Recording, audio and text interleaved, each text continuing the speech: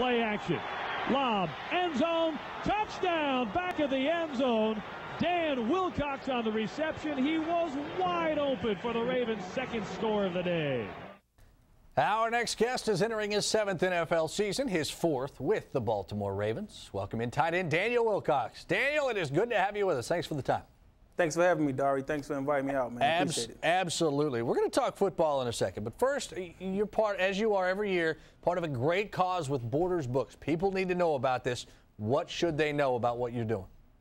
Well, I got a chance through my foundation, the Empowerment Minds Foundation, to hook up with Catapult Online and Borders Books to do a book drive every year in Baltimore for the kids in the inner city schools of Baltimore, the middle schools, the high schools. And I donate probably about 200 to 300 books every year to over 50 high schools and middle schools here in Baltimore. That's a great cause there. Then I know on Friday you're doing something else for the youngsters, I believe. What are you doing? Yeah, I do a free clinic every single year that started about 3 or 4 years back with Darnell Dinkins, who's now with the Cleveland Browns. And I took over this camp fully by myself. A lot of my teammates will come out and support. It's a camp, it's a free clinic for the kids here in Baltimore. I do it every year. I also had a chance to take it back home to Atlanta, Georgia this year for the first time in my career, which I absolutely loved. But this year we're taking the camp from Randallstown High School to M&T Bank Stadium this year, and I have a lot of my teammates to come out to help support me with this camp. Bart Scott, Chris McAllister, Ed Reed, Ray Lewis, all those guys will show up just to give these kids insight to their own past, to how they got to where they are today, to the NFL. And, the testimonies and stuff these kids get from us, takes these kids to a whole nother world, to a whole nother place, and allows them to know that we came from the same situation they came from. Yeah, Daniel, that camp sounds fun. Training camp that starts on Sunday, I don't know how fun it is. When you hear training camp, what comes to mind? Soreness, a lot of soreness, a lot of pain, heat, heavy pads, running into people every single day. I always think about hitting, and it feels like 2 cars in a head-on car collision, and just somebody has to win. You never know who's going to win in those contests, man. And I know that I just turned 30 in March. It's going to be a hard count for me this year. Well, you had a good year last year, 3 touchdown catches. You've always been a little bit more of a blocking tight end. I know that. Now you guys are going to a zone blocking scheme to better help maybe your new running back in Willis McGahee. How does your role change this year, Daniel? Well, I've been kind of like a H-back for the Baltimore Ravens for the last 3 years. I play a little bit of fullback, a little bit of tight end, a little bit of wide out slot receiver, anything I get my hands on, a lot of special teams. And I think this year will get a chance to get me on the field a little bit more. I think Willis McGahee will open up the passing game a little bit more for myself, Todd Heap, Derek Mason, and those guys on the end, Mark Clayton.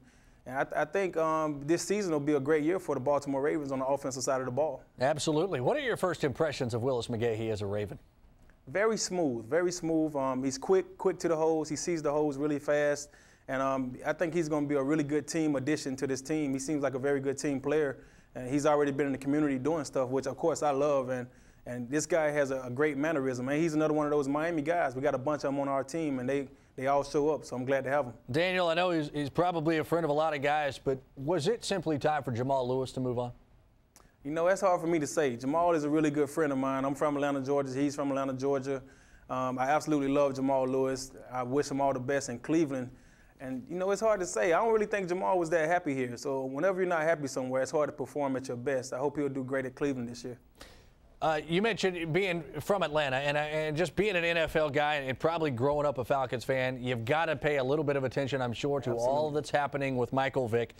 Talk about the league suspending him or the team suspending him or him just saying, I won't play. What do you think should happen here right now? Since we know nothing legally yet, what should happen with Michael Vick? Dari, I honestly tell you, man, I have no idea. I don't know. I don't watch the news enough to be able to tell you the facts or whatever really is going on with Michael Vick right now. I know we played him the 4th preseason game of the year, so I'm looking forward to going back home to Atlanta for that game. So I can't wait to see Atlanta and see the Falcons that week.